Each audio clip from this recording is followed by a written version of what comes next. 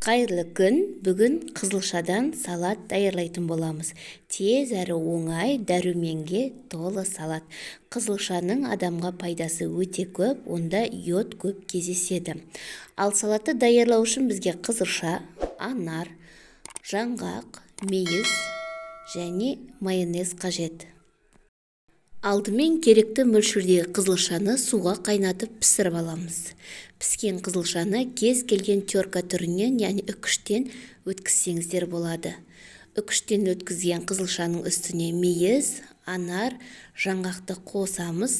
Одан кейін 3 ас қасық майонезді қосып араластырамыз. Майонезді салаттың көлеміне қарай салсаңыздар болады. Менде салаттың көлемі аз болғандықтан 3 ас қасық қана қостым. Ал сіздерде көп болған жағдайда мөлшеріне қарай қоссаңыздар болады. Осымен біздің қызылша салатымыз дайын болды. Тез әрі оңай, үйдегі бар заттардан ыңғайлы, қолайлы түрде жасалатын салат түрі. Міндетті түрде жасап көріңіздер. Айкони Фудқа тіркеліп лайк басуды ұмытпаңыздар. Ас болсын!